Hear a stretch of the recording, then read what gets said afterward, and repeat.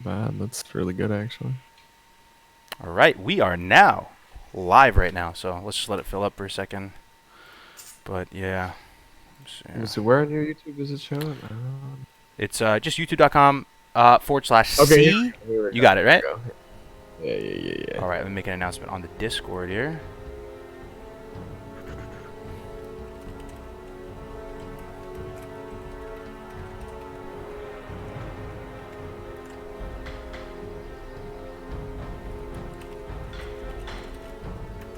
Double pop-up chat, easy.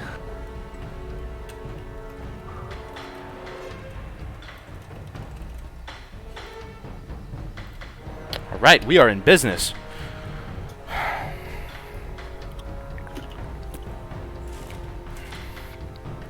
I need more energy drinks. More PBR fucking tall boys, dude. That was my last one, dude. I'm totally out.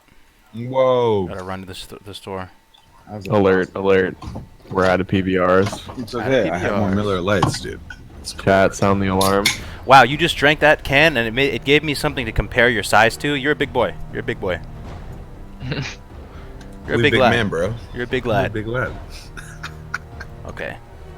All right, the stream wasn't set to public. Okay, that'll help. All right, so now it'll start filling up. It's only for the people who know. 24 already in here instantly. That's great. Welcome, guys. Welcome. Just give it a second to tune in. Pretty low production value here. I would have a stream starting soon thing, but it's a bit beyond me. So we got a nice full house today. Look at all these beautiful faces in here.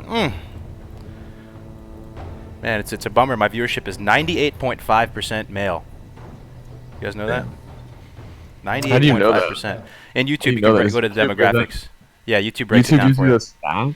Ooh. 20. Look, the age group is it's also the vast majority of people watching. Go figure is 24 to 35. How funny is that? Vanilla Go figure, age. right? The vanilla age. The vanilla age. Damn, your dog looks cozy back there. Little. It's a nice. He's hanging out. He's chilling. Yeah. He's chilling. 24 to 35, huh? So 24 to I'm 35. too young. You're too I'm young. too young. You're Yeah, I young, gotta go dude. home, dude. I'm too young to watch this.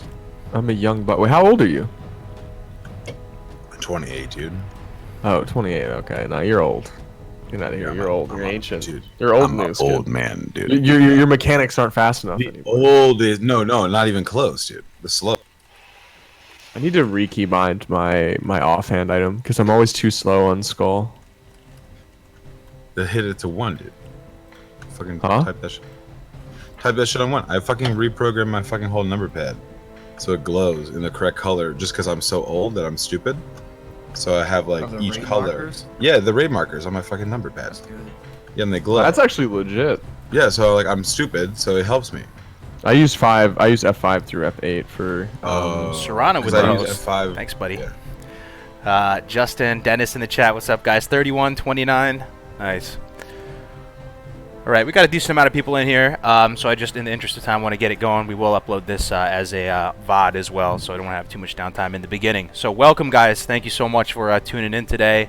This is the third episode of our PvP workshop series. We got some new faces in the house today. We got the OGs, of course, Sorrana and Takanashi. Every week, coming in here, sharing their awesome wisdom. North is joining us again. He missed out on the last one, but he was on the first one. And we're also joined by Navak and Egregious. So welcome, guys. Yep. Welcome. So I will have links down to follow these guys down in the description. So be sure to check that out if you like what they have to say. We're going to start off by just, so just full transparency to you guys as the viewers, just so we don't, make this resident sleeper. We'll try and keep our individual responses between 30 seconds and a minute. Watch, I'm breaking my own rule right now, but 30 seconds to a minute, so we don't, hog up the mic too much. We got some strong personalities in here, but we'll try and keep it civil. We got a good show for you today. So we'll start it off by doing just little WoW origin stories. Let's go maybe a minute to 2 minutes on this one. So Sorrana, maybe you could kick us off and tell us how did you get into WoW and what's your PvP kind of experience and history and all that. Oh wow, so back in retail vanilla, a friend invited me to the game and I didn't know shit about MMOs so far. So yeah, I started as a pleb with like keyboard turning, clicking, all like that throughout vanilla. It went to TBC, And I think Wrath of the Lich King, a little bit of mob, then I quit the game because it didn't fit me anymore. And lately, like 4 years ago or something, I started playing on Nostalrius and went hard into PvP, ranked up to 14, then went to Lightbringer, like the follow-up server, went to rank 13 with a mage, and now on Northdale, I'm pretty on the casual attempt, just PvEing, raid logging a little bit, having fun on my rogue. Awesome, man. Rank 14. And your class is? Mainly rogue. All right, Rogue. Let's pass it off to North. Big North, man. What's your origin story with WoW, PvP, all that good stuff? So I PvP was actually came a lot later. I started playing when I was 8 years old. I'd played EverQuest 2 before that. Like my family was big into video games, so I'd played MMOs. Well, EQ2 was my first MMO. Started playing WoW, continued through quit at Dragon, whatever were the Dragon Soul, was that the raid? Quit right before Dragon Soul was released because I didn't like Raid Finder, but wasn't really big into PvP. And so 2.5 years ago, when I rolled on Chronos 2, which was created in the wake of the Nostalrius shutdown, I made a mage because I had never played a mage seriously, and I rolled on because it was a PvP server. I'd never PvP'd seriously, and that sort of springboarded me into rolling a Warlock on Lightbringer, which I didn't really enjoy. So then I'm back on Northdale now with a rank 13 mage, and I'm ranking a second mage to 10 as well, just for the PvE gear. Very nice, man. Very nice. Right. So what was your class in retail, just real quick? I don't have all the nifty icons, but did you always play mage, or was there another one? No, I played Rogue for 12 years, and my first serious mage was 2.5 years ago, but Nice, I never looked man. back. Great, awesome, man. Thanks for sharing. Big Taka, man. Hit him with the story. Yeah, so I started to play a priest back in retail. Started to level a warrior, just before AQ the 40 came out, and kind of leveled it up, but didn't really do anything serious. Started to play it a little bit more in TBC. Kind of fell in love with the warrior playstyle, but I mained my priest as a PvE class all the way until End of Wrath, and then I kind of started to play in the private scene, Phoenix, Emerald Dream, and then I went on to Nostalrius with a lot of others, and I kind of stayed there. Yeah, so Warrior's been my main class the last almost 8 years, I think, and it's really nice. I love the Warrior. So he's one of the OGs that actually played before Nost and all that, man. That's crazy. I heard about those servers in Legend, like Emerald Dream and stuff. That's cool, man. Yeah. Thanks for sharing that. All right, Navak, man, your first time ever making an appearance? Is this first live stream ever, or is this? Sure is. Awesome, man, dude. So glad you're here, man. What's your WoW story? Man, boiled vanilla down to 30 seconds, man. I was 14. Started playing November 2004 as Warlock. PvP, I went for that high warlord. You're lagging. Do you want to reset your computer? What? That's okay. I think I can hear him. You can. I can sort of hear him, pretty much. Try again. Did that high warlord grind before junior year in high school, and summer was not long enough. I started doing the math when I got to around rank 9. Realized summer was not long enough to get the high warlord, so I gave up and just farmed 1337 dishonorable kills instead. Brought myself back down to rank 1, and preserved those 1337. DKs for the rest of vanilla. So when you'd inspect my honor tab, no high warlord, but you saw. That's edgy, dude. Kills. That's edgy. He went back down to rank 1. Undead warlock. So you got rank 13 in actual OG retail vanilla. It was rank 9. That's when I started. Oh, rank 9. Oh, okay. I got you. Cool, man. All right. And so it was Warlock that you ranked the highest with? Yep. Okay, nice. It's great to get some Warlock perspectives in here. Yeah, it is great. It is a little bit laggy, so maybe if you can tab off your camera and tab back on, it might fix it. But I could hear you for the most part, guys. So Egregious, hit him, man. The first day I ever skipped of school was when I was 14, the day that WoW launched, and I was so stupid that I didn't know that I could, take a bus to the mall. But I bought WoW. And that became, the downhill fucking slide of your life. of my life, yeah, of my life. And you know, so from that day on, it became like how much like I stopped playing Halo 2 to how much I started putting into WoW, and you know, it became obsessive to the point where I didn't do college, and I just dropped out. And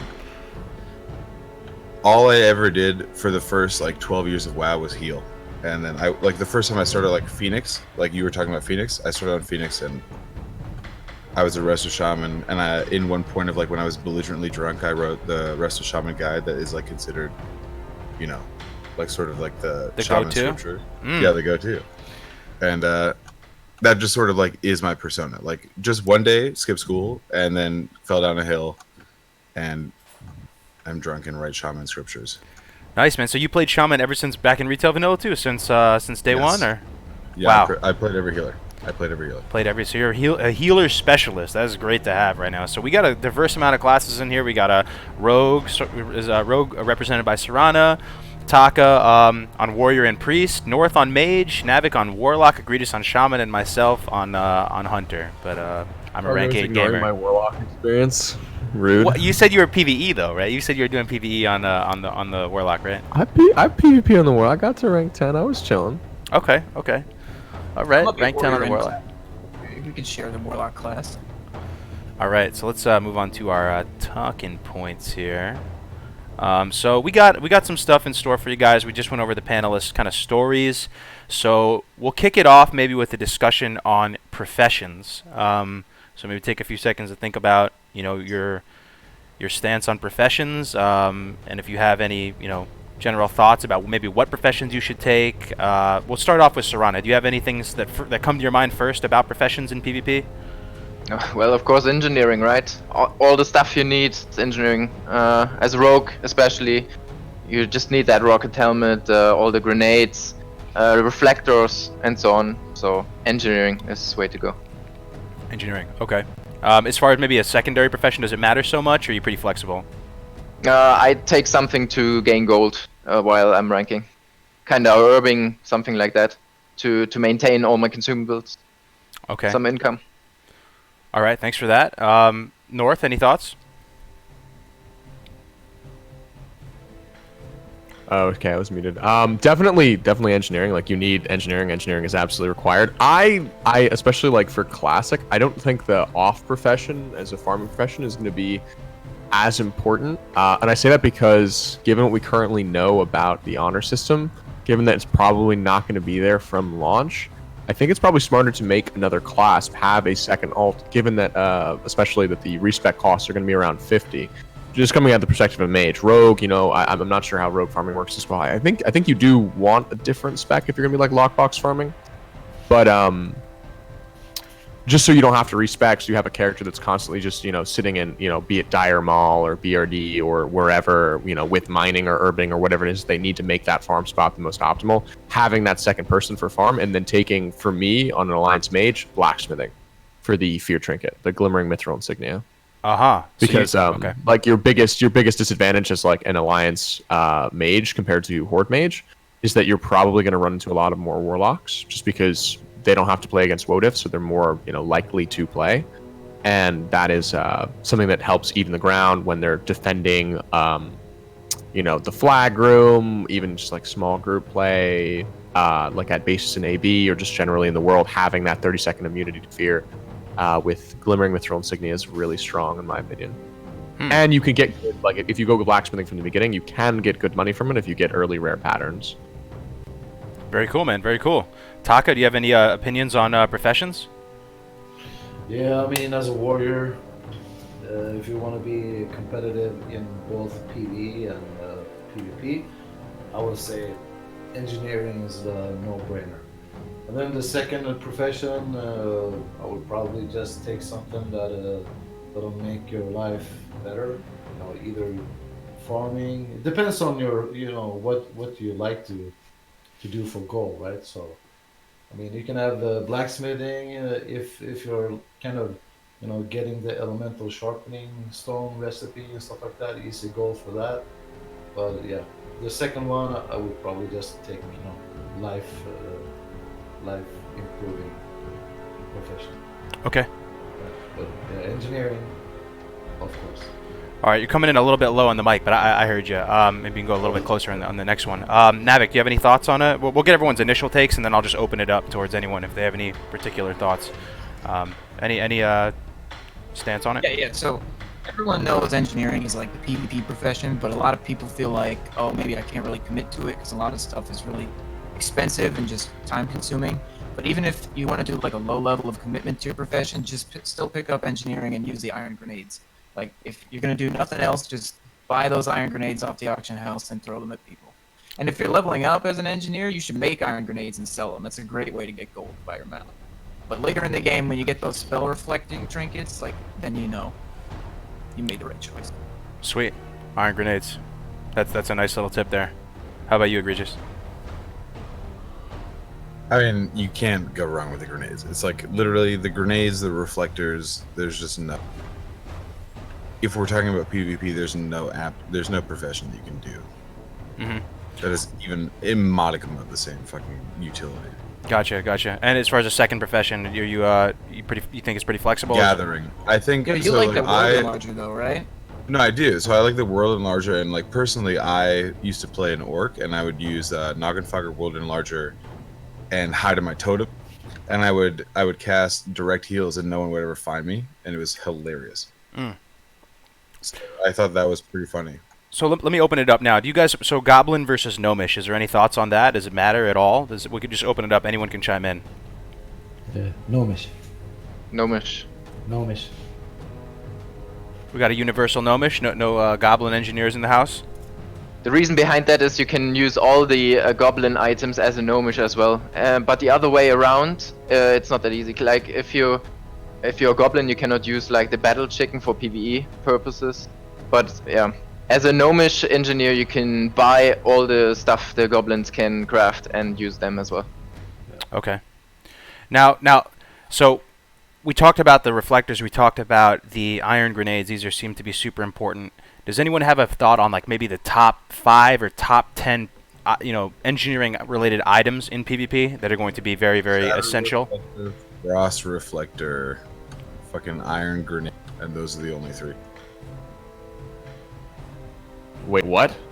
What 3 did you say? Shadow reflector, frost reflector, and iron grenade. Absolutely not. I think reflectors are incredibly overrated. The number 1 item is Rocket Helm. You can swap out of combat. You can swap out of combat. So if you drop, which you should. But engineering helmet, Goblin Rocket Helm is 10 times more useful. Like every single situation, like if you are running around the world and you have a rocket helmet off cooldown, that rocket helmet is on 100% of the time. But what's the difference between getting away from someone and being able to fucking beat someone? Well, yeah, rocket helmet is typically that. Second item would be iron grenade, and third item I'd put as net, because you have more of a universal use for those items. Shadow reflectors and frost reflectors are really good. You can get a net anywhere. You can have all of them, right? I mean, you can have all. So depending on what the situation dictates, you'd be able to, Exactly, but if we're talking about top items, like the items that you want on at all times, like if you're going to choose an item to have on, it's not going to be the frost reflector, it's not going to be shadow reflector. No, you would switch it as you encounter people. Of course. So you should have those items with you, and you should have them in your bag. But if you're going to have one on at all times, the Gnomish Netomatic Projector is something that will work on every single enemy. The Rocket Helm is something that will work on every single enemy. An Iron Grenade will work on every single enemy. I'd even put the Sapper Charge as more valuable than the Frost Reflector and Shadow Reflector trinkets. So North, can you give me like your top 5 or top 10 most essential PvP related, maybe engineering or trinkets, or I know you feel strongly about this stuff. We've talked about it in the past, like off the top, maybe the top 5. Yeah. So Rocket Helmet, Net, Grenade, Skull of Impending Doom, and the 5th is kind of hard. I feel like the 5th is up to like personal preference. If it's just a trinket, it would probably be the insignia for most people, but it really depends on your class for insignia. Probably rocket boots, actually, I just put as the 5th. Goblin rocket boots are really, really strong. They're super, super fast, and they don't have even if they fail, they don't make you walk around in a circle. So yeah, probably rocket boots, helmet, grenade, net, and did I say sapper? I think I said sapper. Okay. Your sapper was number 2. Sapper was not 2. Just 5 in any order. 5 in any order. Okay. All right, that makes sense. So we talked about professions. I mean, is there any other thoughts? It seems like there's not a whole lot to unpack here, unless I'm missing something here. Is there anything that is left to touch on with regard to professions, or is it pretty straightforward? Do you think?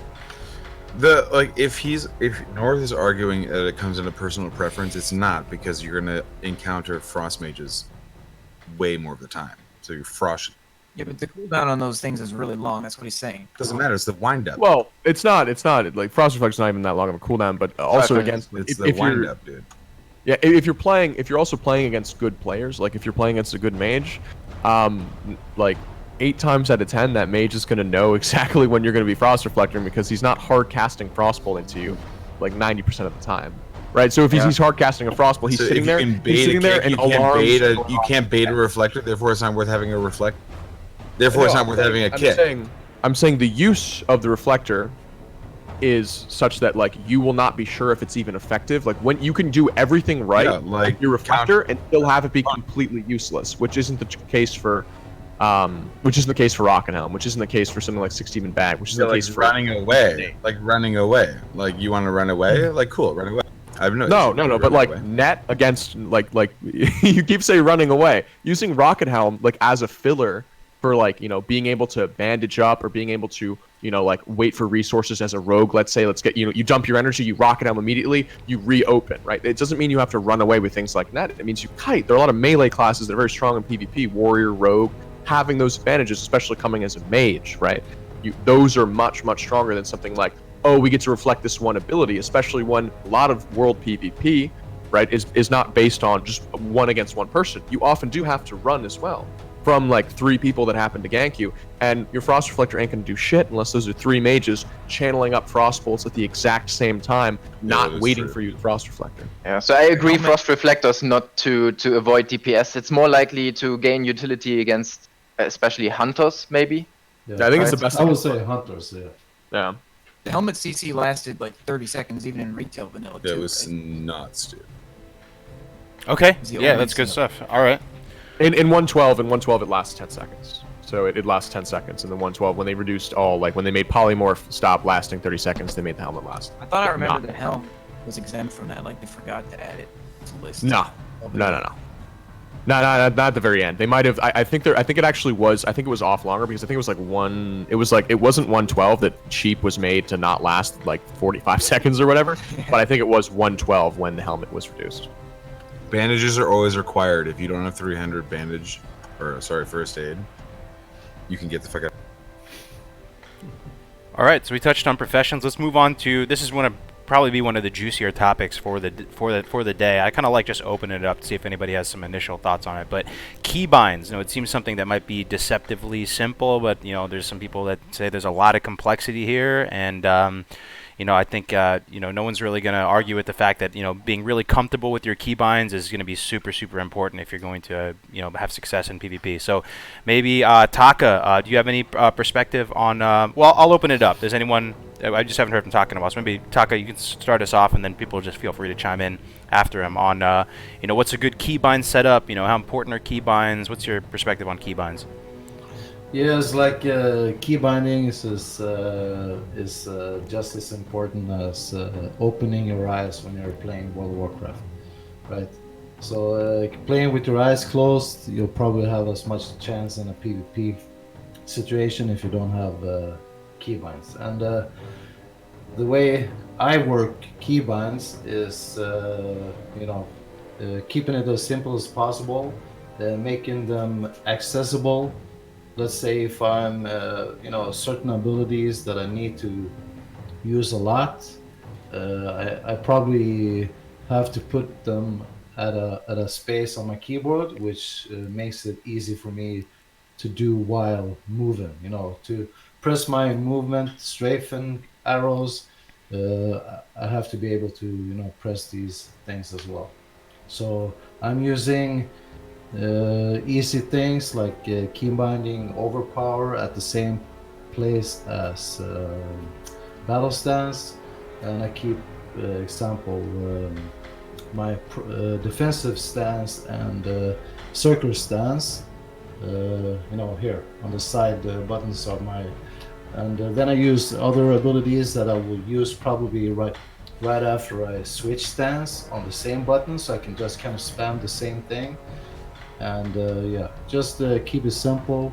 Make sure that you can reach them. And as a warrior, I mean, even if I play different classes, I try to make, for example, like interrupt buttons on the same place at every class. Like I have pommel on G. So if I play another class that has stun or lock spells or whatever, I have it in the same key. So that's my basic idea behind keybinds. Okay. Now classes like I mean, some classes require more keybinds than others for sure, but I mean, you always hear about all the intricacies of having keybinds on rogues. Sorrana, do you have any pro tips when it comes to keybinds? Well, I think keybinds is up to everyone themselves, right? How you can reach them, how you feel comfortable and stuff. The only thing I have to tell you, if you play a rogue, if you stealth and want to reopen really quick after you stealth, put some of the things in not in the bar that is switching, right? If you don't have an add-on which is replacing your standard Blizzard UI bars, then it might happening that you stealth, but because you're hammering the button already, that is bound to the same button as you're not in stealth, this goes off, right? So you won't faster. And now, okay. Maybe I didn't explain it as well. Let's say you have a backstep bound on one and a cheap shot as well when you're stealthed. Okay. So you you press stealth and you're hammering one while you want to reopen on that guy with the cheap shot, but because the bar is so slow in changing to your stealth bar, you will backstep him instead of cheap shotting him. So it might be a thing that you rebind your openers onto another bar that is not changing all the time with that keybind. Gotcha. Okay. All right. Anybody else want to chime in with regard to keybinds? I mean, warriors are a perfect example because as a warrior, heroic strike, like you're pressing that all the time, and it's not like on the GCD. So you want to be able to have a different finger pressing heroic strike and bloodthirst. So that's like my general philosophy when I play a class keybinding it. I ask myself, like, what are all the buttons in any situation that I might want to press all at the same time? And like as a warrior, you're going to want to be moving, hitting bloodthirst, hitting heroic strike, and pummeling like all at the same time. So you got to make sure you got different fingers for each of those. Okay. I don't think you can pummel and bloodthirst at the same time. Bloodthirst is on the GCD, isn't it? Oh yeah, pummel's on the GCD and yeah, pummel's on GCD, which is a problem with warrior. But yeah, I actually like to piggyback off of that. I think that's like actually a really good point.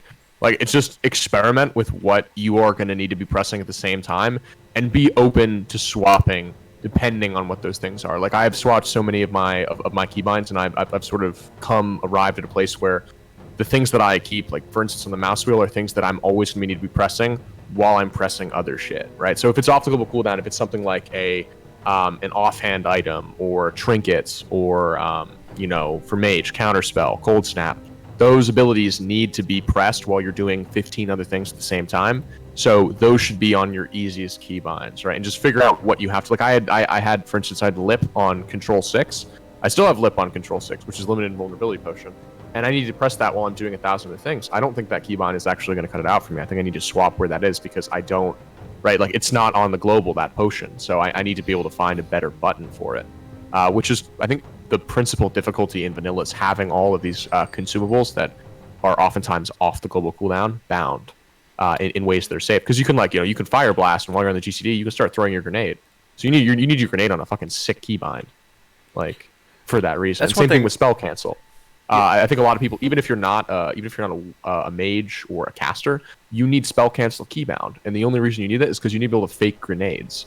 So when you throw a grenade, you need to be able in the middle of it, right? If you know that grenade is not going to land, or you're baiting someone to stop a spell, you need to be able to stop casting that grenade and hitting escape, right, from what you're doing, like taking your hand off the keyboard and slamming escape to stop that is not the way you want to do it. I personally have my grenade on T, and my left Windows key is my spell cancel. So I kind of just if I hold my hand naturally on the keyboard for movement, I'm a lefty, so it's weird. But if I hold my hand naturally, on the keyboard, then I can use my grenade and cancel it all at the same time. This and goes into continually my replace it. theory of foot pedal being a great thing. That Foot pedal is an amazing keybind. I wish pedal foot pedal. Where can I get a foot pedal, please? Wait, what do you Thank mean foot pedal? Like one of the racing A foot foot pedal, pedals? like- Yeah, like a racing foot pedal would be a sick Yeah, What? it would be a like sweet spell cancel. fucking key modifier. Break is spell cancel. Oh my god! Oh it my would be God. Make mice with like 20 buttons on them now. You You're don't like need a foot pianist, pedal. dude. Could you do like I foot don't pedal care. 1? Could you do that? No, Like hold I down foot can't. pedal and hit No. 1 and it would do its own thing? I don't know. Yeah. you could That would be keybind it. sick. Do it. All I right. want to make foot pedal. Let me Something chime that's in here. actually Let me chime in here with the rank 8. Let me chime in here with the rank 8 expertise, guys. Let me chime in here with the super south. So, like, all right, I've PvP'd more outside of vanilla, right, in the later, but I'm sure these concepts still apply, right? Basic movement, you want to be moving with your mouse, right? Generally speaking, you generally want to be moving around with your mouse, and you want to get comfortable enough with your keybinds that you don't have to look down at your keyboard, right? You don't have to look down, you just know, and you can practice it. Just look at your screen and try and tunnel your screen and not look down at your keyboard and get comfortable enough where you can just kind of reflexively do everything you got to do without looking down. Also setting up some sort of logic for how you set up your keybinds. Like North said, you set up the stuff that's not on the global cooldown off in a certain section. You always put your interrupt super close, something that's super quick, like very accessible, something that you can hit super fast, and you kind of streamline that on all your different classes. Also, big thing that I do a lot as a lefty, North, I don't know if you do this. Lefties and righties may have different things, but I use the F1 through F4 keys a lot, dude. The F1 through F4, obviously you want to do Shift 1 through 5, Control 1 through 5, Alt 1 through 5, and the tilde key is a big one too. I think tilde is a little bit slept on. I love tilde. It's to the left of the 1, but yeah, that was all I was gonna say.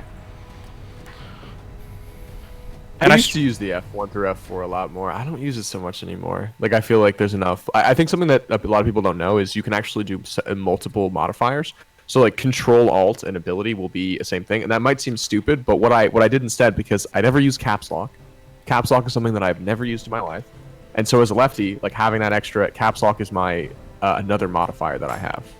So like it's Control Alt is my Caps Lock, and so I can like Caps Lock 1, and that's like a different keybind. I've never used Caps Do you Lock. Yeah. trip over yourself though with all those modifiers? Do you like want to hit 2 abilities at the same time, but they're on different modifiers? So Like, yeah, so the Caps Lock modifier I use for things that I largely don't have to use like very quickly, because it's just something I'm not like you'll never really get used to it as much as you'll get used to the other ones, because I've been using the other ones for what, like my entire life, like since I was 8 years old. So like I won't get used to it. So I like for slower keybinds, for things like that I don't need to press as quickly, things like conjure water,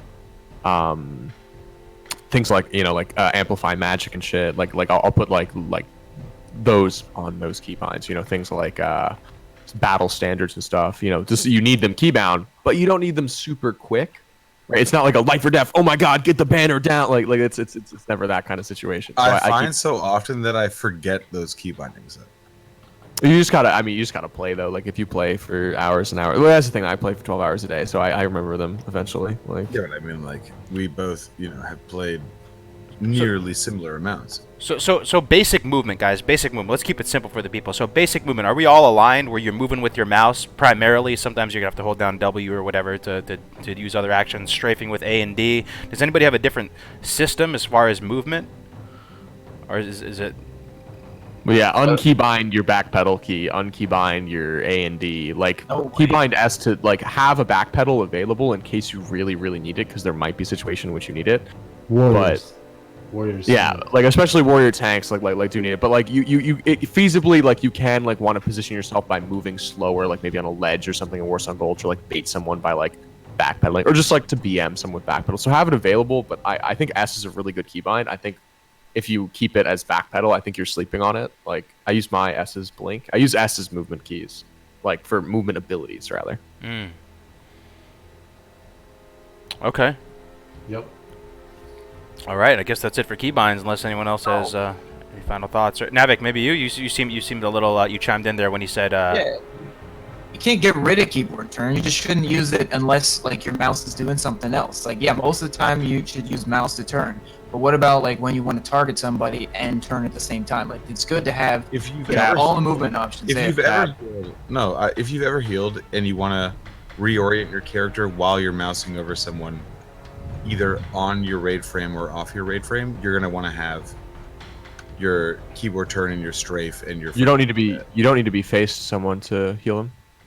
I know that, Just but to if you want to select be their reorienting yourself in so you can greater like be like available like to like look at a fucking mechanic, like you want to see something that's happening. The speed that you gain, in my opinion, and I'm not a healer, so maybe this is my bias, but the speed that you gain from having Q and E as keybinds, which are two of the best keybinds, right? They're right next to you. Like those are fantastic keybinds. The ones that you get from like those natural like in place, like right on your hand and next to your movement keybinds, versus the advantage you get from literally keyboard turning. But what about A and D though? No, like but A and D strafe, right? You just instead of Q. Yeah, A and D is strafe. Yeah. Yeah, but Q. Yeah, so they're saying that you don't want to unkeybind turn though. They're saying that you want to keep. No, I think turn, they're saying so that S you have to is- keep turn. Oh. If you're turn ever without your planted, mouse. If you're yeah, ever if you're using your ever mouse for planted anything. while you're using your mouse to target something off your fucking screen, or like off your fucking player frames, you're gonna want to be able to turn just so that you have a better angle, like so you don't have to. Yeah, and you Or can do that walk with around like opposite. what I'm saying is you can do that with your mouse. You should just be faster with your mouse. That's just like that's the right. It's never worth it to. I don't You agree. can do two options at this, or two actions at the same time. If you can like keyboard turn around a tree that's in your way while also like doing stuff with your mouse, like targeting Well, people. also fucking like Around a select- tree. If you're So running away from anything. someone in World PvP, right, and you're like facing your camera backwards, and there's like 3 people chasing you, and you're like mousing over the 3 of them while walking around obstacles and stuff. Like I use keyboard turn all the time there when I'm busy with my mouse doing other stuff. All right, let's move on to the next thing, guys. We got crowd control next. Let me go to it. So, crowd control. There's a lot to unpack here potentially, especially with regard to the specific classes. So, does anybody want to maybe chime in with how crowd control, as far as like a diminishing returns or something, works in Classic, or maybe with your particular class, how do you control the flow of the fight? What kind of crowd control options do you have? Interrupts, things like that. Does anybody want to chime in?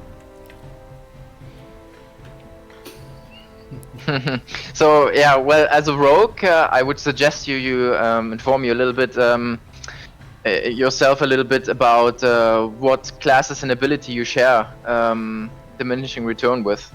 So for example, if warriors charge a target and you want to open with cheap shot, that's on the same diminishing return. So if a druid is running across the field, you should be in line with your warriors who's gonna do that opener. And then maybe you can adjust. If he is charging, you adjust your opener to that, and the other way around. It's situational dependent, I would say. But that's just an example. For crowd control, you should maybe get yourself a picture what other classes can do to your stunning abilities. Now, you have a ton of crowd control options as a rogue. Maybe you can break down, your priority system as far as that. You have your opener, you have ways to disengage and interrupt people with gouge and blind and stuff like that. Yes, so I mean, Sap and Gouge share also the same diminishing returns, so you should take that in consideration when you do stuff like, I don't know, Sap expose armor openers or something like that, that your next Gouge will be a lot shorter. But I wouldn't care so much about blind. When you use blind, I don't know if it's rare that it is the on full duration, just because, I don't know, sometimes you use blind just to I don't know, break a spell, win some time for your team. And it's rarely happening that you use it actually twice in that short duration where the diminishing return is actually happening. Okay. So you're pretty good with your own combination, like Cheap Shot and Kidney is not on the same DR. I think it's in BFA it's on the same DR. But in Classic you are fine with that. Yep. What's BFA? It's BFA, dude. Yeah, so for vanilla purposes, you're pretty fine if you just have to watch your own diminishing returns. But then as soon as other classes and allies come into the game, you should just have a look what has been applied. Okay, I thought of something. So how do items, like, CC related to items, how do those interact? How do those interact with like class abilities and stuff like that, as far as DRs and stuff like that? Is there any engineering items that share cooldowns? How does... Yep. you know, maybe does anyone can talk about that? That's something I don't even fully understand, honestly. I'd love to learn more It's about mostly that. with rogue though, isn't it? Because it's mostly incapacitates. So like grenade is considered an incapacitate. It's not actually a stun. It's a stun. It's an incapacitate. Rocket Home is an incapacitate. So it shares DR with like Sap and Gouge, if I'm not mistaken. Good question. And I cannot answer that, to be honest. So how do you guys track that DR? Is in vanilla? I don't know if there's add-ons that exist like in retail and Nature stuff. enemy You know, taskbar. nature enemy cast bar. Yeah, it's called NECB. That's how most people track DR. Awesome. Okay, that's hopefully yeah. Okay, so they will most likely have add-ons like that come you know, classic They launch, will. right? Yeah. Okay. Maybe Navik, with regard to like fear and stuff like that, is there maybe items that share? Is there anything like wonky that the fear DR shares with, or anything like that? Well, seduction is the unpleasant one. Like, you can't seduce and fear. Okay. How about stuns? How does it seems like you said cheap shot is on a different DR than kidney shot. What does the stun DRs look like? Are they all just shared on one DR? That's what I've always assumed, but Well, intercept is different. That's not on the same. So I think I don't know what intercept is. Maybe Taka can answer. Because that's not a stun. Intercept? Intercept's a stun. But if you look at the charge and the intercept, you know. Wait, So- is it not? Is it? I'm like I know the tooltip says stun, but is it if you hit someone right after you intercept, does it get them out of the stun? If I hit them with intercept after what? No. So like if you intercept someone and then hamstring them, do they get unstunned by that? No. Okay. I mean, you have the short stun, right? But yeah, It's 3 seconds. It's not. Its charge is only 1. Intercept is long. yeah. so as far as stuns, so with regard to items and you know, is there one? Can you just you can't just stun someone indefinitely, right? There's DRs here with stun. I mean, is there? Yeah. What But does cheap title shot and- share a DR with, actually? Sorrana, do you know? Like, because I know, like, Warriors, like, there's a specific... It's either intercept or charge, and for Rogue, it's either cheap shot or kidney shot that it shares a DR. I think it's kidney shot that title shares a DR with. Right. Title charm. Right. Yep. Because that's the only other one that's actually going to screw you. Because, like, that's why it's so, like, that's why casters are really favor title over rogues and warriors, but it's still good for everyone because, like, and, like, paladins don't use as much because it interrupts... it messes with your own CC, whereas like mages and warlocks, title charm won't mess with your CC, and it's a 3-second stun trick in title charm for those of you who are not aware. Gotcha. Okay. All right, so that's it for crowd control. If you guys think of anything, definitely bring it up. So now we'll move on to these awesome little nifty Warsong Gulch and Arathi Basin BG sort of layouts here. I think Taka had some certain thoughts with regard to what was it, pre-mades, Taka, or what were you excited to share about with regard to Warsong and Arathi and these screens Well, here? so I mean, if we start with Warsong Gulch, you know, there's certain things that you have to keep in mind that are pretty easy to miss, and you know, just to keep in mind that you have 10 players on each team. And as the example shows here, you can see all the alliance key players in the middle. You have the druid trying to get the flag. You got the rogue defending, and the rest of the team is kind of midfield, stopping up the horde, whatever. And I'm not saying that this is the perfect pre-made. I'm just giving you an example here, right? And you don't have the whole horde team showing. That means that they have the potential of being somewhere else on the map, and you know, awareness, right? Make sure that you understand that there's supposed to be 10 players, and if you can't see them, that means that they're up to some shit, right? So you know, what are you doing in the middle? You know, 8 people when there's only like 5 or 6 of the opposing team. You know. Things like this, and like an easy tactic that might be overlooked is if you take up the other Warsong Gulch map, Then The other one? Okay, I'll pull it up. yeah. It is right there. Okay. Then you can see a real. I mean, when we faced premates, and they were, you know, kind of, you know, being like outgearing us and shit like that. An easy tactic can be that there's like this set rule that druids never run through the tunnel because the druid wants to be outside as fast as possible. So one easy thing is to, you know, take advantage of these like set rules and you know, play the mind game. So instead of the druid running outside, he goes through the tunnel. That means that the other side is thinking that he's a fucking retard. Let's eat him up. And then you have a mage hiding in a bush, and you know, just synchronizing his time with the druid. So when you see the druid picking up the flag, he just mounts up from the bush, runs to the tunnel, and times perfectly when the opposing team goes to the kind of like a bottleneck, right? And wants to kill the druid. He just does this easy like blizzard or whatever is required, and you know, the druid is out of there, and the whole fucking team is stuck like a couple of idiots. So it's like certain things that you might say that, oh man, this does not work.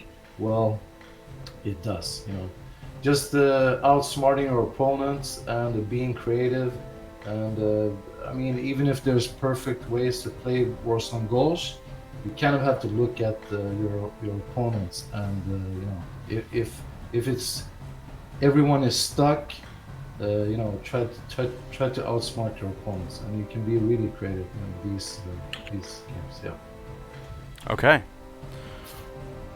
Cool, man. So this is from an alliance perspective, huh? So you're fighting midfield. There's a couple unknown variables as far as where Horde is. Now, so I mean, you know, you always hear this phrase when you're just doing, you know, pugs and going in. If people are telling you to be objective oriented, right? Obviously, to be objective and try to, you know, don't fight mid in some kind of useless way. You know, try and prioritize objectives. So, you know, how important is like mid control, or are both sides really just desperately trying to get that flag, and they're kind of just gridlocked, locking each other in place like that? Is that the priority? Are you just trying to get to the flag and stay, or are you trying to assert control of mid? Is there some depends on your there? comp. To be honest, depends on your comp. Depends what faction you are. Like if you're, I think typically when, if you know you can win the mid fight, right? Like if you know that you can like go in like 8v8 and like crush them, right? Like you can try because typically you'll have like one mage, like probably like 7v7 typically, because you have like one defense. You want the mage to go with the druid typically.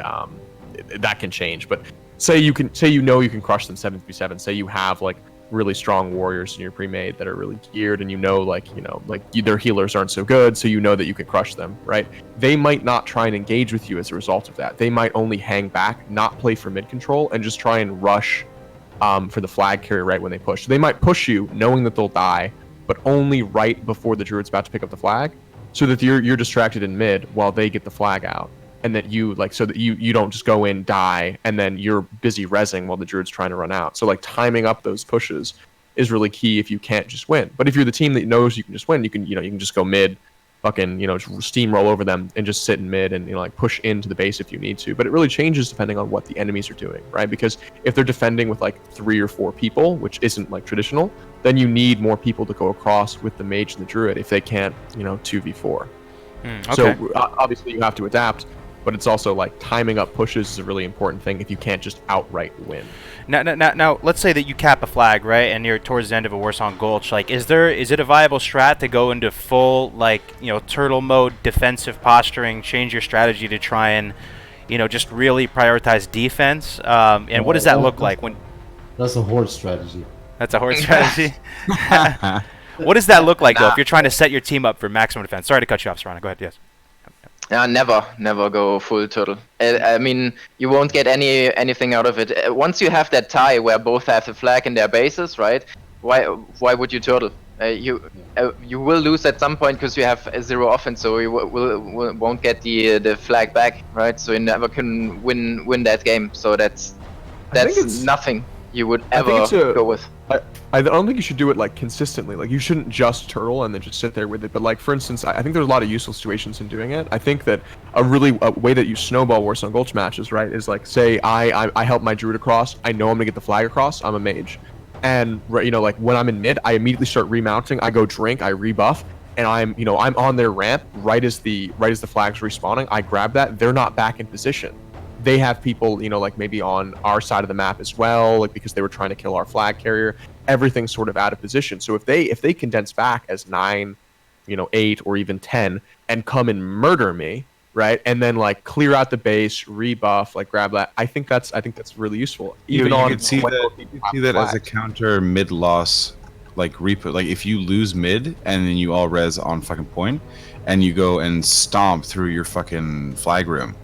And then just roll back through mid and fucking take flag and come back. Like you can play it any way you want. Which is why the timing is so crucial. Because if you push at the wrong time, you have to know you're dead in the graveyard on 30-second fucking intervals. Like you have to be aware. Yeah. All right, so so explain in simple terms too. You keep talking about druids and ramps and everything. Like, what is the timing supposed to look like? So the druid's the FC, right? He's grabbing it. So you're trying to sync up and meet him right when he's coming out into the into midfield again, right at the end. And then what is the mage just noving stuff down and trying to lock stuff down to assist the druid? Or what does the actual flag carrying process look like? So the mage, like it really depends on like what cooldowns are up for both the defense and the flag carry people. But typically you're gonna have like a rogue and a hunter, or like a rogue and a warlock. The warlock or the hunter will be on ramp and sort of try and whittle down the flag carriers as they come up ramp, and either die or just kill them there outright, and then respawn and try and just like keep messing with them, CCing them. But once you get to the flag room, typically you're gonna have a rogue CCing you. So the mage has to either get the flag and get it out to the ramp for the druid, or get it out to the tunnel for the druid, right? So you just essentially, you're that burst movement on the mage. You grab the flag, you give it to the druid, and then you are only focused on peeling for the druid. So you grab the flag as the mage and you give it to the druid. You can. In one line. It's better to grab the flag as the mage, because the mage, like, you have blink to immediately get out of stuns, which the druid is not as good at getting out of. And the rogue, it's like the principal rogue CC. So if you skull, like if you have damage coming on you, so you break the blinds or the traps that are coming on you, you have trinket up for fear. You have a shadow reflector on in case they death coil you, and you have blink up. Then you are the slipperiest motherfucker on the planet, and you have ice block in case some other weird shit happens. Sorrana, how do you deal with that, man? Sorrana's the team rogue on Warsong. I'm curious. What do you think is when you're going up against a mage versus druid grabbing the flag? Yeah, with that setup, they most likely pop a fab as well, and then in this point, you just have to try and kill deal them. with it. Yeah, you have to deal the damage. You cannot control them with any CC, so you have to kinda get over the duration of the skull and then go for it. So you cannot stun them because of the fab, right? So, but if they don't have a fab, like next try or something like that, then just pray for the stuns, get them in, and most mages do it always like that. Like you open with the cheap shot, it's the blink, and on next time they get stunned and don't have the blink up, they will block. So just click like a maniac and get the flag while they're on block, and there's no way they can be faster than you if you predict it. You don't get fucking rolled on that- by the It's cool to get again, both sorry? perspectives on it. It's cool. Sorry, Egregious. Go ahead, man. No, I was saying that you have to pray that you get that all off in the fucking graveyard rush, because you're about to get fucking rolled. Yeah, and it depends. It depends on, again, like what you're doing. Like if you have, for instance, if you have 2 mages, like a really good strategy is to have, if they don't have a really high defense, like a lot of people on defense, if the druid and the mage can get it out by themselves, the second mage will kind of just, you push mid. You probably don't have the stopping power because you have 2 mages on your team. You probably don't have the stopping power, especially if you're Alliance, to just outright kill them in mid. So you just go in mid, you occupy them. The second they turn, you switch everything that you're doing from like CCing the healers and trying to like stop healing to slow everyone the fuck down so they can't go in the right place. And so they can't actually connect with your flag carrier. And even though you might have lost that mid fight, even though you might have not gotten a single kill in that mid fight, they can't touch your druid. So you win. Yeah, but it all snowballs. What's important to say about the thing that North is talking about is that mages are especially great in getting the flag outside when the other team is turtling, because like he was saying, the reflectors and the nova and the blink and the druid, even if he can heal and being real strong, having to shapeshift, that's just what the rogue is waiting for, and then they pop everything. Yeah. So that- Yeah, they- that's true. It's so interesting and that the like a duo is squishy actually- class, you know, mage would be the go-to to get the flag initially. It's another just cool little And the quirk. duo of is vanilla. actually really strong, like mage and druid, especially because one of the best CCs that the rogue has available to himself is blind. And if the druid is pre-running with the mage, like he might pre-run and abolish poison and then just go in stealth, and then sort of just wait at an entrance to the tunnel with the mage. So the mage goes in, and even though they're squishy as hell, right, they have a lot of burst. Like mage just burst everything: burst movement, burst damage, burst defense. So like everything that mage is burst. So in that 15-second window that you need to get the flag from, you know, Joe McSchmo, the fucking perdition's rogue, you know, to, you know, like Billy Bob, the druid waiting at, you know, the entrance to tunnel or the entrance to ramp, you are the best class for that, which is the beautiful thing about, you know, mage. Because even though you're not going to be the guy who's carrying the flag the entire time, you're honestly more important. You're getting it out of Billy Bob, and if Billy Bob's important, you know, Yo, then so are you. Could I just take a problem? Oh, sorry. Go ahead. My bad. Go ahead. Problem with that is if you send always the mage with the druid, you have like 2 less people, right? Or 1 less people in mid to control the fight.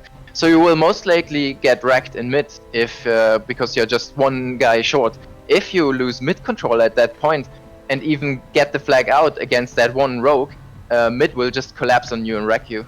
Even though you have. So you have to know that you have to play it like and like different people have different philosophies for Warsong. My philosophy is one of time the push with the druid and the mage, right? Because I'm a mage, so I think I'm most important. So I think I should be the one getting out the flag. I don't think I should have to be a pleb in mid, you know, like killing people. I don't want to dirty my hands with that. So I really do, and different people have different philosophies, right? So, but I do take the opinion of, you know, push for the druid, try and CC as much as possible, and really, you know, the mid fight is something of a distraction. And if you have strong enough defense with the mid distraction, and you're sort of your flex defender, be it a warlock, be it a hunter, is really on the ball. If you contract people, you can time it up such that, you know, their flag carrier is out of position when you can pull up more resources from defense as you're pushing for your own flag carrier. But that requires a lot more Especially if finesse you can, than you like, typically rip see, off though. 1 or 2 people with like a Nova. Like they're just like now stuck, and like now their whole fucking ball is out of work. So they're no longer Exactly, especially when there hatred, aren't yeah. that many defensive dispellers on Horde, right? Like mages are insane on Horde against Horde because, you know, if you CC the priest doesn't have a fucking bubble.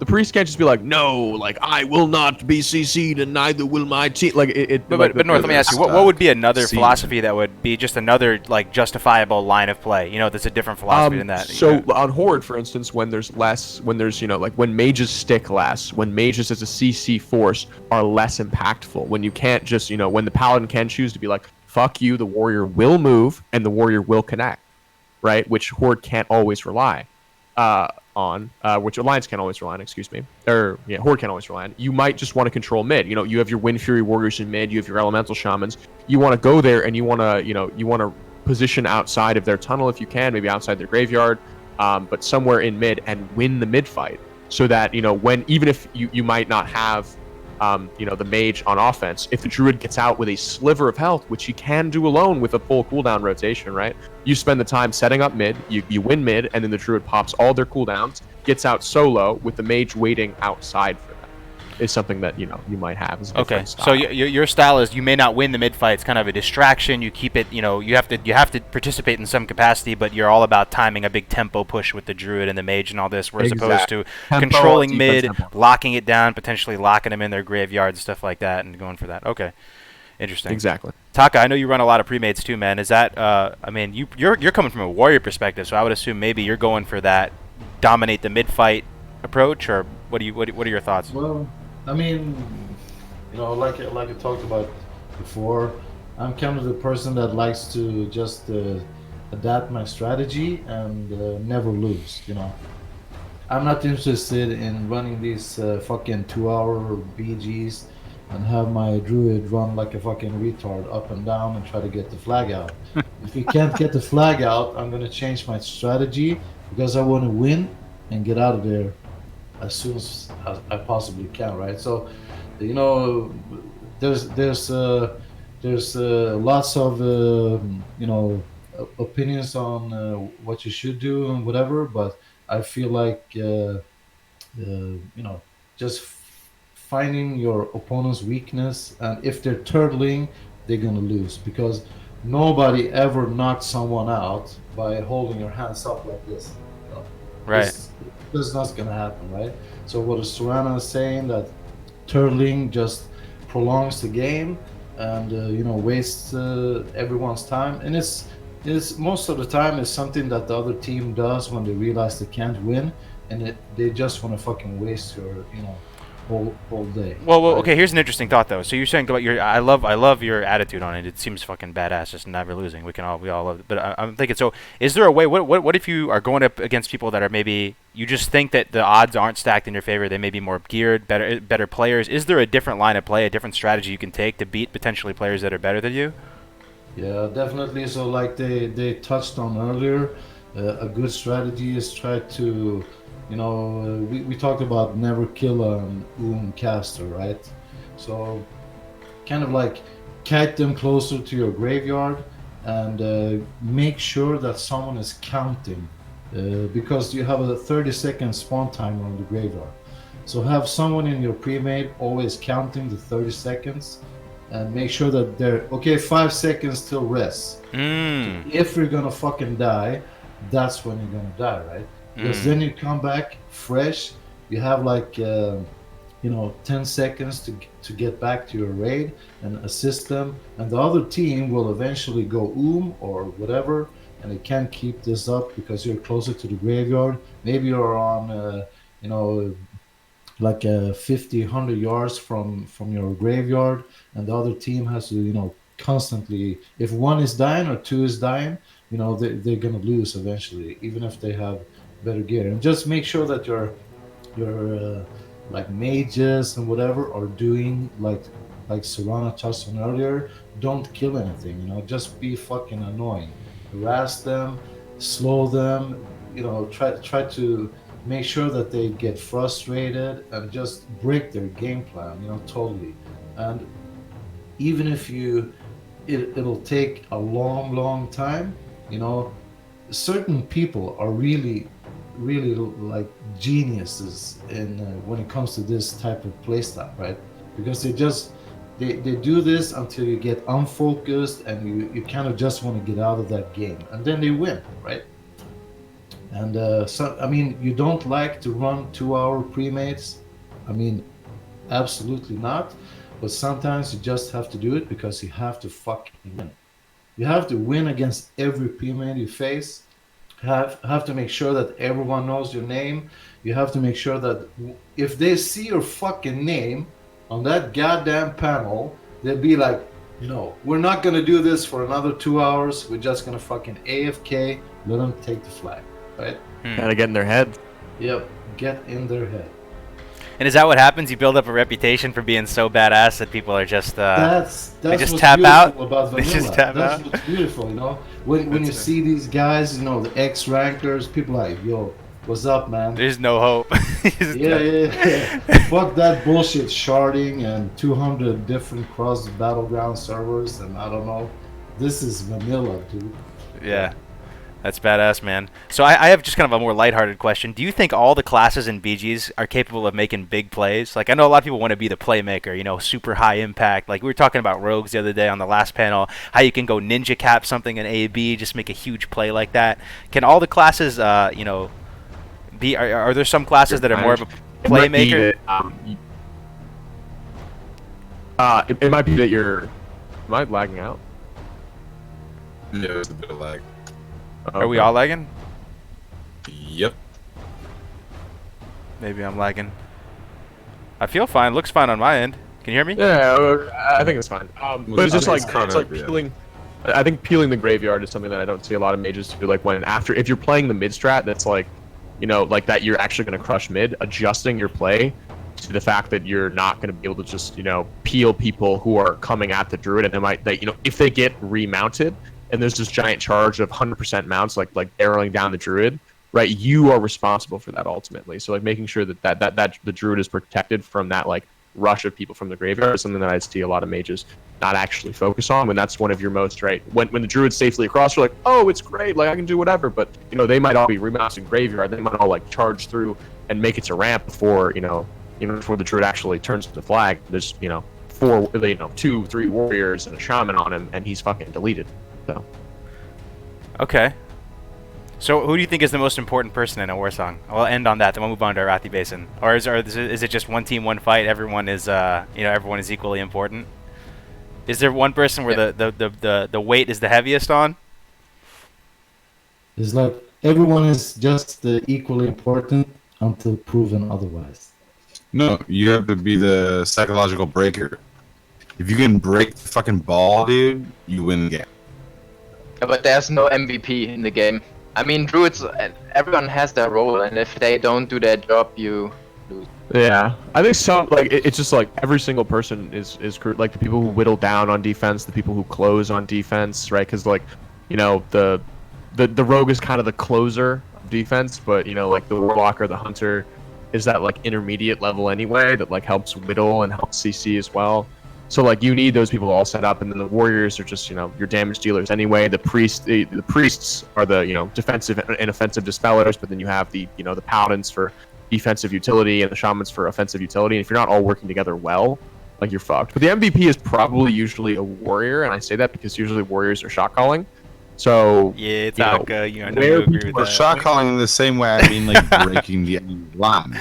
Like you run it knowing that you're fucked, and like everyone's like, oh, on the other team they're like, oh yeah, we have this fucking play, and then like, oh wait, maybe not, because this guy's so fucking sure of himself. Damn. It's That's like kind a of psychological play. It's kind of beautiful though, like you said, how there's not one MVP though. Like it seems like maybe you would lean maybe towards warrior or something, or the shot caller, but it's really beautiful that all 10 players are really equally impactful.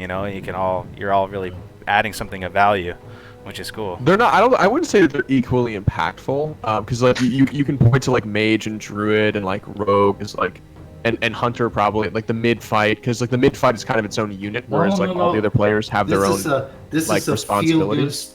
This is a feel good stream.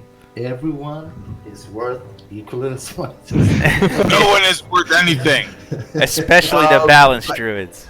I think the thing is though is that if one it's even though it's not like equal across the board, I think if one person, right, if one link is weak, everyone will suffer. So it's not that everyone's equally important, it's that everyone has an equal ability to fuck up the game.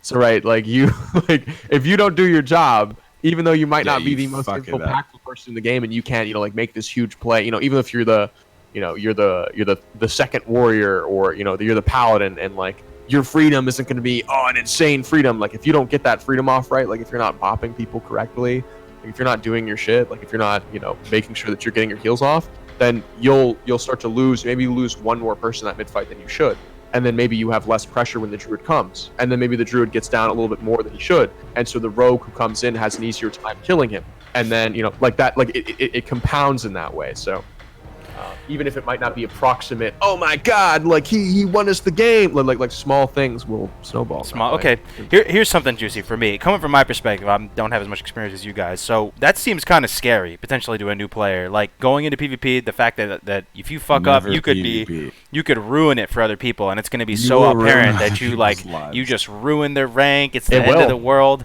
How do you prepare? How do you go into it? Well, what can you do to go in there and be as prepared as possible, and how do you deal with it if you do fuck up or something like that? Is there, I think that's going to be a major intimidation factor for people. Okay. Just learn quick, right? Learn quick. I think be clear about your experiences, to be honest. Like when you're going in, make sure you're playing with a group of players that know what your experience. Don't try and fake that you're better than you are. Be realistic. Try and be critical about your own play, because if you make a mistake, call yourself out for it. That's something that if you have a good attitude about it, and you're if you guys lose one game, because you make a mistake. I was in a Warsong Gulch game a couple days for last Warsong weekend, and I don't have a lot of gear on my Alliance mage, but the BR1 pre-made, they were which the BRAC1 pre-made, they were hey, we need a mage with a microphone. North, you're good. Come help us. And we were in a game against another pre-made, and it was 2-2, and I got charged on the ramp, and if you drop the flag while you're on that ramp outside of the Alliance base, it goes into a place where you can't click it, and you will lose the flag as a result. And everyone knows that, and you shouldn't pop lips to drop the flag, even if 3 warriors charge you in the situation. But I freaked out because I have 3k health, and I was like, fuck it, I got a pre-lip here, and I popped a lip, and I fucked it up. So even though like the entire game, like I was probably like I was like dragging them kicking and screaming across the fucking, like across the field, like making sure that we actually got those 2 flag caps, one moment where I just misclicked something and the entire game was lost because of my mistake. Right, but everyone's been there, right? Everyone's been there. If you're with a group of sane players, they won't scream at you for it unless you start being like, well, what the fuck? Like, why weren't you protecting me from those warriors? Because it wasn't, at the end of the day, it was my fault. And I was just like, you know what? Fuck me, guys. Like, so be humble, really take sorry. The L. Just take the L. Be humble about it. Take the L. Move on. Go next. That's a good lesson in life in general. Put on the Dunkopf hat. What? Oh, the Duns. You earned it. The Duns hat. Okay, so this could be off base, but what I was planning to do, for me, I don't have any real experience past like even rank 8 in vanilla. I was thinking about one thing that seemed really attractive to me is pre-mating with 4 dudes. You were saying that that's kind of a good strat. You don't have to have the full 10, and maybe that'll be a little bit less intense. You think that's kind of a good strat for people that are trying to get into it and start doing pre-mates and stuff, just running with some of their boys, like 4 people? No? Who yes? did you ask?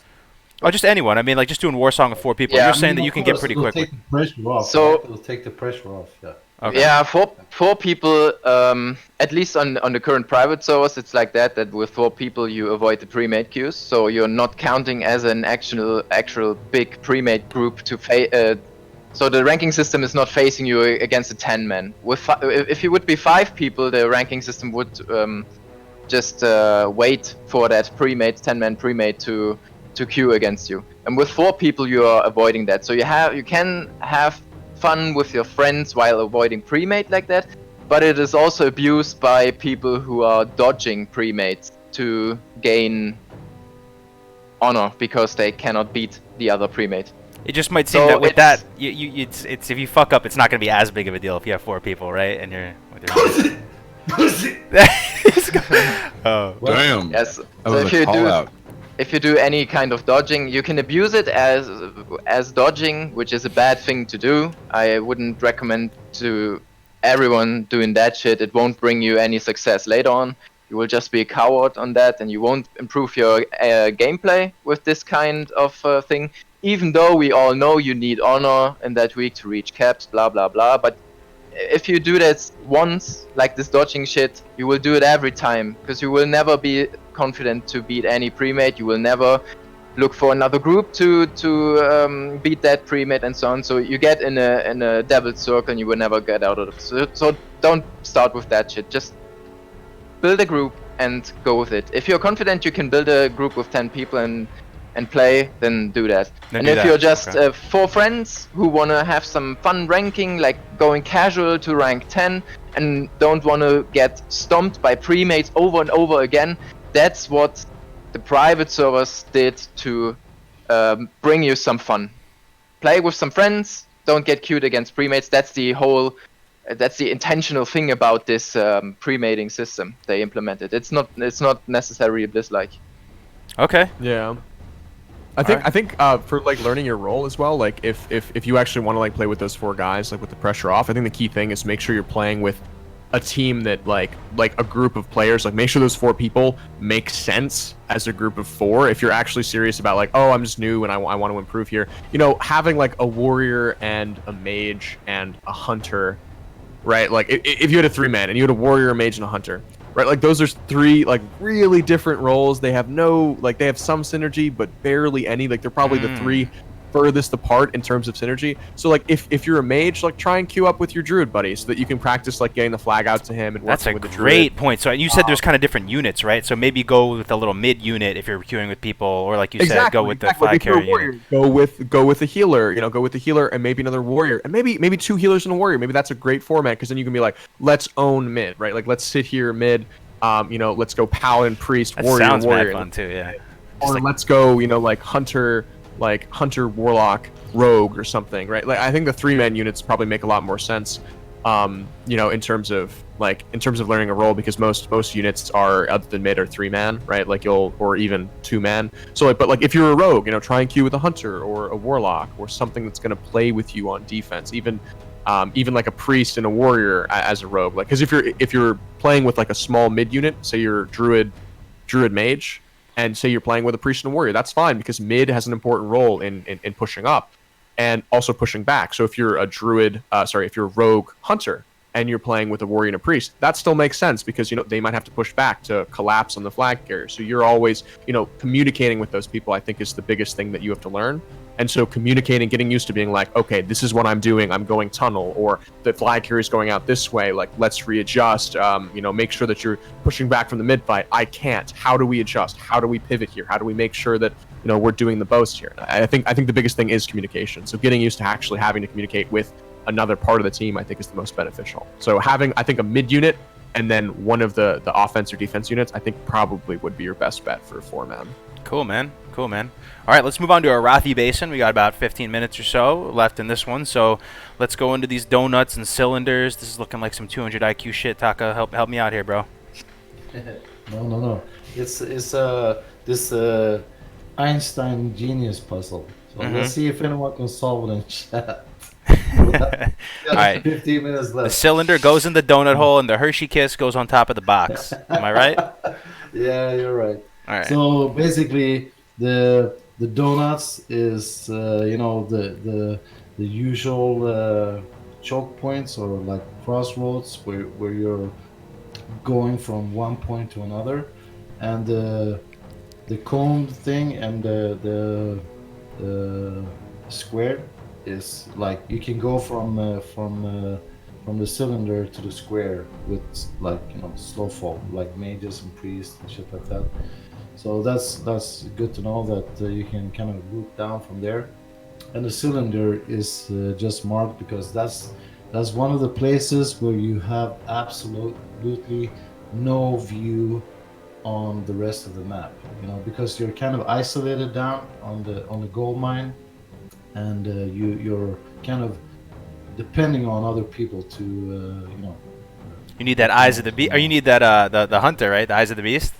Yeah, I mean, you constantly need Eagle someone eye. telling you, okay, there's Eagle eye, a yeah, coming gold mine, and because they're not able to. That's why mine is bitch zone. Mine is bitch zone. You're unimportant. You're at the mine. Yo, dude, mine is You a can legit still get your node, high though. warlord though, if you absolutely need to. Okay. All right. So we talked about AB last time. One thing I'm curious about, just as a little interjection, because I think it would be just interesting to all of us, because we've never had a warlock on this show before. Navak, what is your role as a warlock in both Warsong and Arathi, kind of in a nutshell, from your perspective? Not a flag carrier, so yeah, winning the mid in Warsong. In Arathi, I mean, you're not particularly mobile, so you got to defend. Your mic sounds awesome, by the way. I think you fixed it. Okay, so Oh, really? right? It wasn't lagging for me, but I don't know. So you're not too mobile as a warlock, right? So are you putting yourself in just a really high traffic area and just holding it down and trying to control that area? Is that generally the game plan? Yeah. You got to hang out with You're your a buddies. plague and also maker. can't get around. Okay, we talked about last time too. There's one spec where you're just spamming, you know, big D shadow bolts at people. How you know, is that the go-to, or are you going with affliction? Like, what from your perspective? Is it flexible? Seduction Shadow Bolt, yeah. I mean, you can do Seduction Fire, that's fun, but you should stick with Seduction. Seduction Shadow Bolt. Okay. Cool. Interesting. I think it really depends on what you're doing, though. To be honest, like, I hate to,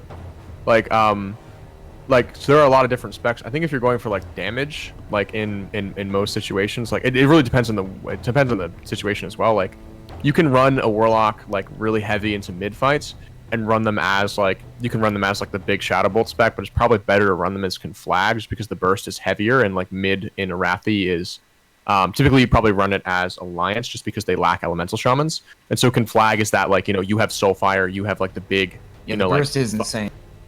So yeah, so you can like just delete someone from that fight, which is really crucial when it's, you know, when this fight is sort of a war of attrition on blacksmith against two good teams, where, you know, like it depends on Unless they have shaman and grounding. Well, yeah, but you clear the grounding. You don't soul fire before grounding is popped. Was they're waiting. debating. Yeah, exactly. No, exactly. Like there are ways of playing the game, but like I think in Warsong, I think especially I prefer on my teams at least having a conflag warlock.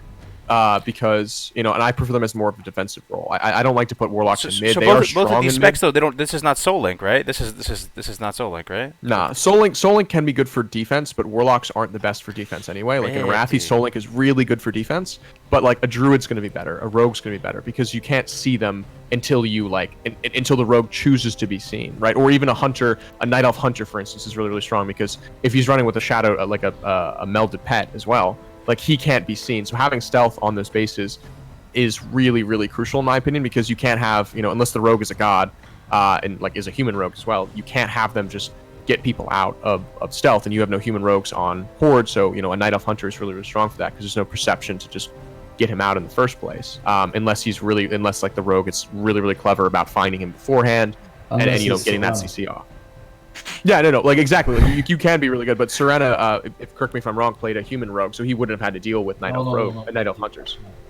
So like You would have to that learn meta a counter. of warlocks, right? Like you can CC the pet and then CC the warlock, and the warlock doesn't have ice block, Well, right? The warlock. Well, doesn't you gotta anything have that your you can pet do. like on stay, like out of blind range, away from you. If you stand right on the flag with you and your pet next to you, yeah, you're gonna get sap blinded. Exactly. But I mean, the thing But you is can have your like pet- it's still possible to do that. Like That's pro it's strat, like, actually. That's sweet. a rogue could easily if it's like you have to bring the pet into range. So if the rogue, for instance, saps you, starts capping the flag, you have to bring your pet back into range. As you bring your pet back into range, if he rocket helms you and blinds blinds you again and rocket helms the pet, right, with a prep, Yeah, then that's true. or even just blinds you because in this situation he's only sapped you. And he's So if he hoping you don't blinds have a and rogue. rocket helms the pet right as it gets to you, then he can just cap the flag off of it, or sleep dust for some extra range from the pet, right? Maybe you've got SL there because of the intense resistances, which would be really helpful against blind, against shadow dust and shit like that. But given that that's the case, given that warlock does have some flaws there, you can use them for defense. I think that they're better for burst. I think that they are the burstiest class that still has utility when they go burst, because when mage, right, when you choose to go palm pyro and a mage, you lose imp blizzard, you lose all this shit. Like you lose so much of your utility on mage. But when you're warlock and you go conflag, you don't lose curse of tongues, you don't lose curse of elements, you don't lose so much of what is good about Curse warlock. of You don't lose tongues, dude. I love that ability. Curse of which is why warlock can be, but like I think on especially in war, even when you're going burst and Warsong and you might be more defensive, right? The warlock is a hard role because you might have to come up to mid. Maybe they have a lot of shamans. Maybe you really need that curse of tongues out, right? Or maybe they have a lot of mages in mid who are decursing, and you shouldn't be doing that. You should be focusing more so on pulling back. Like it really depends, and that's why warlock I think is a really dynamic and fun role. Even and on a as target burst that's spec.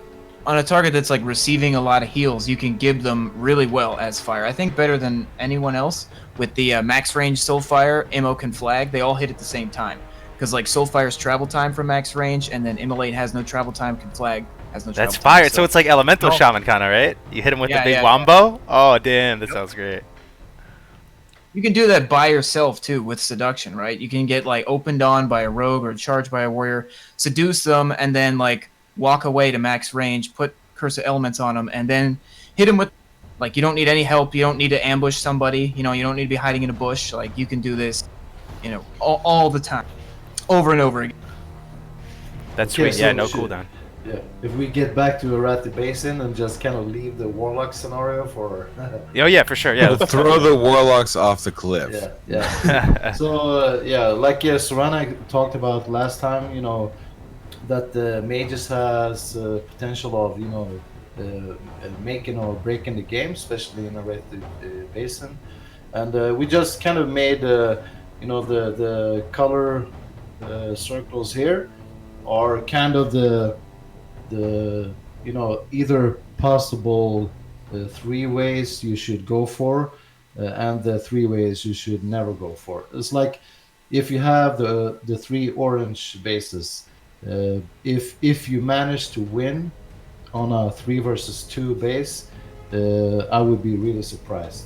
Or you're playing against a really, really bad team, because there's no way that you can run from like a gold mine to support lumber mill in time before the opposing team can that's awesome. take control, right? And the same with the red dots. That's just impossible to hold.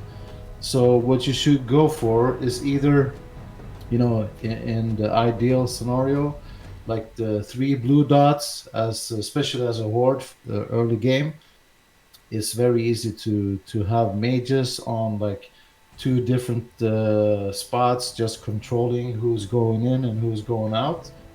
As an alliance, either go for the 3 purples.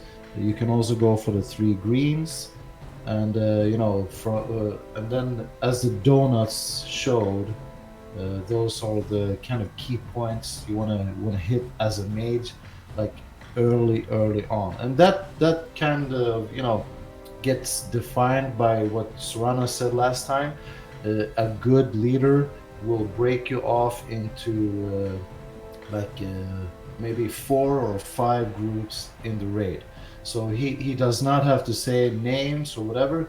You just know that group 5 is going there, group 4 is going there, and you have these kind of, I don't know, mages who's running instantly to break off people.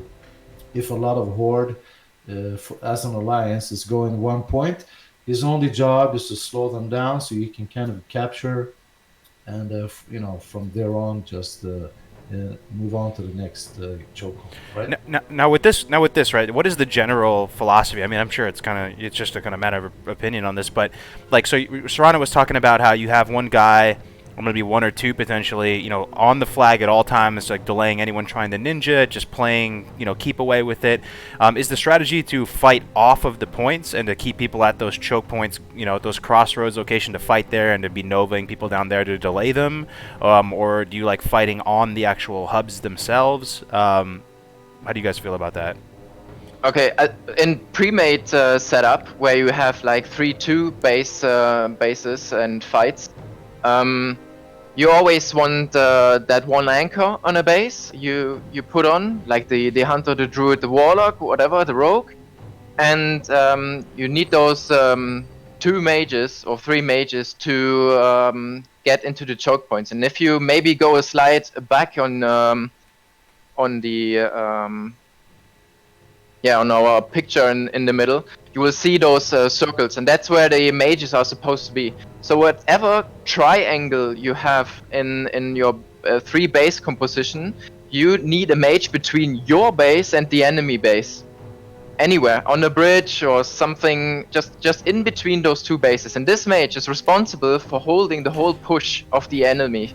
Damn. And he's like, you do that with rank 1 Blizzard, slowing everyone, then sheeping them off the mounts, using the gnomish discombulator or whatever it's called to dismount them. And you buy as much time as you can for your team to rotate from a base they have fought before, and go to that base where the push is incoming. And that gives you the crucial time you need to defend that big push and that base. And you do that every time. You just put 1 mage between your base and the enemy base. If you're good, you have those 3 bases. So you have just 2 bases to cover where they could come from. And you just put 2 mages in those crucial points, and they tell you per Discord where the push is coming, slow them down, and then you rotate with your squad to that base. And if you are in the losing position with those 2 bases, even then, it's really nice to have, because if you put a mage between the base you attack and the base where they respawn, they also have a slow respawn coming back. So if you have like a neutral base attacking and they have to respawn on some other base, you put a mage between them and you just delay the push, and that's all your mage is doing basically in the battleground. And it's so crucial to win this. Mages seem fun, dude. There's a lot of responsibility as a mage. You have a lot of responsibility there, and sort of like conversely, when you're on the losing team, I think like when you say you have 2 bases and you might have 3 mages on your team. Usually you're gonna want at least 3 mages in Arathi Basin, like at least in my comps. So what you're gonna be doing there, because you only might have like 1 or 2 maximum on the roads to try and if you're gonna attack a base and then swap push and then have the mages slow people from that current base. Even if you have the most amount of people doing that, you always want 1 mage going with the attack team, because as they it might take more than 1 round of killing people to actually get a base, because if the enemy team is smart, they'll probably at least get one person rotated off. So say there's 3 people at a base. You're probably not going to be able to CC 3 people at that base and get the cap off. So you're going to have to kill them. And given that there will be healers there, given that it might take a little longer, as the other mages are peeling, that one mage has to peel the respawns at the graveyard. So you're pushing up to the graveyard largely if you're the mage on defense. And that's why even like in the old diagram when the mage was kind of sitting in the road between above mine. I'll go back You know, for you. if you're sitting there, right, and you know your team pushes blacksmith and you're peeling from mine, but say there's not a lot of people going mine, and the other mage gets killed for whatever reason in the fight because they realize, fuck, this mage is important, let's kill him. You have to then push up to the blacksmith graveyard. You have to know where you need to be, and pushing onto graveyards is a huge role of mages because if that respawn gets to the base, right, they only need one attack. They need one iron grenade. They need one oil of immolation as they charge in, and everyone is spun, which is like the term that people use for, like when the flag is, when you prevent the flag from being capped, you're spinning the flag. Yeah, spinning. And so you only need one. Yeah, you only need one spin, right? And so like if you can just keep getting this 30-second wave in, if you delay for 20 seconds, right, which isn't that hard to do on most classes if you have got some healers there, then it's only a 10-second window for the res. And so long as one person stays in the edge, like you're fine. So that mage, preventing that group of people, slowing with everything that you have, just keeping them in place, is really what makes the difference in those pushes, both on offense and defense. So it is a pretty huge burden. But then conversely, also you have to worry about the only other role of the mage, which is to fuck up other mages, because you have the best toolkit to fuck with mages as a mage, right? So because if a mage just starts openly blizzarding, you CS him. He no longer has Blizzard. He no longer has Nova. He no longer has Cone of Cold. He no longer has Frostbolt for the next 10 seconds. So this is awesome. Hold on. This is let me just to like recap for the people. So by the way, Taka, this is sweet, dude. I really like how simple and clean this kind of is, but it kind of explains a lot of the strat in Arathi Basin. So you try and get a triangle, right? One of these triangles, and it makes total sense because you're not going to be able to get over or have line of sight or be able to reinforce in a timely fashion one of these, these other points that are across. So you get one of these triangles, and then, like North was saying, and then this other slide that you put these slow points. So you're putting one mage on each one of these spots, or is it just 2 of these spots around your triangle to slow them at the choke points? It's kind of like the places that, you can have 2 mages moving back and forward. Like if the other team is trying to attack and rotate, come on. You just have to be smart. Realize when you can't see the fucking enemy team for like 10 seconds or less, that means that they're rotating. They're gonna hit you, and if you are the rotating side, then you have to be smarter. You have to attack one side, maybe, fake an attack, have like 2 people go or whatever, and have someone ninja, like one rogue and a druid, or a mage and a rogue, I don't know, whatever you got. So, but 2 mages can successfully defend and just make and break the game. And like North touched on, it's really, really important, the time you can really see kind of team play and, sync the pre-made teams is when you're supposed to capture the flag. And you have like 7, 8, 10 of the other team spawning at the graveyard, and that you have to slow them for maybe 6 seconds to make sure that the guy behind you is capping the flag. And that's when a good warrior can assist, and you have piercing howl, so you can AoE slow everyone, because you have people that will actually dispel or whatever, and you have the paladins that can give bubble, I don't know, but you have to make sure that you pop all their fucking cooldowns, and they have to push their buttons. And sometimes you just have to die for the team, right? So hamstring, piercing, and like someone in the chat said, well, if you go to the bridge and you start doing that shit as a mage, you're a dead mage. Well, a mage can pretty much kite for, you should be able to survive for 20 seconds. And that means if the other team is charging after the mage instead of going to the base, hey, they're not going to capture the base. So even if he dies, he made his success, right? So yeah. All right. Died So for a North, reason. North, you were saying like if you're the mage whose job it is to like stall everybody, who are you most afraid of? Like another mage? That's what you said. You think another mage can come and fuck your day up? Like Another anyone else? mage, a shadow priest if it's rarely there, a warlock, or a hunter. Hunter, I don't think is like Hunter. if it's a BM hunter, it's really going to be bad. If you get your proper consumes though, hunter's not that big of a deal on mage, but like that's assuming you have like full consumes, like you're spamming elixirs of poison resistance because they'll just make you go if you're not spamming that consume. It's a no cooldown poison removal Damn, that's potion. crazy. It's actually fucking insane. Take off the but you Viper need to have a Sting? shit ton. Damn. Yeah, so you spam that, take off the Viper Sting. Crazy. And so it's insane. Like it sort of negates the hunter's role in like hunting you if you are really, really good about having that consume. Given that you probably won't, hunters are a big deal, but the biggest deal is mages, because if a mage catches you on, if they catch you on really any CS, you're fucked, right? You have to completely outplay that mage if you want to keep doing what you're doing, because if he CSs you on anything, or just flat out CSs you with improved CS, which he should have, if you're not immediately outranging him, if you're not, sculling up to remove the sheep, if you don't have trinket on to remove his sheep and then immediately re-sheep him, and even if you do all those things right, it might just be that he sheeps you at such a time where, if you don't immediately block it and keep CCing, then your team loses. So like you might, when he CSs you and starts sheeping, for instance, if he just like throws a silence up, you need to block instantly, and just sheep him, or CS him so that he can't sheep you, and then he doesn't have CS up anymore, because if you get the arcane lock, he can't use counterspell for 10 seconds. You sheep him and you keep doing what you're doing, or you just ignore him, because the only thing they can do to you now is slow you. So you might just even ignore him for the next 10 seconds, because those 10 seconds might be the most crucial. And that's because mage has the highest lockout in counterspell. Counterspell is a 10-second lockout. Damn. If you lock out on that spell.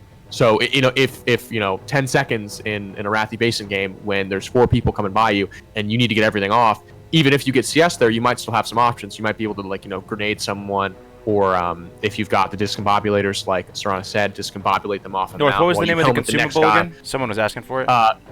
Elixir of poison resistance. Poison resistance. Elixir of poison resistance. All It right. requires a bruiseweed and a large venom sac. And yeah, exactly. But if you might still have other trinkets up as well though. So like your job there's not done. If you get CS, like you can't just be like, oh no, like it's got, like you still have net. You should still have net. You still have rocket helmet, because this is where little boy and girl mages, they become men in between bases in Arathi Basin, because you have to use everything that you fucking have, right? Like your skull's got to be on, you got to have rocket helmet equipped, you got to be ready to grenade, discombobulator ray, sapper if it's the right thing to do, throwing out these nets while you like swap targets, and helm with the next guys, you sheep the third and fucking frostbolt the fourth, like you're doing 15 things at a time. So Arathi Basin is where mages earn their stripes.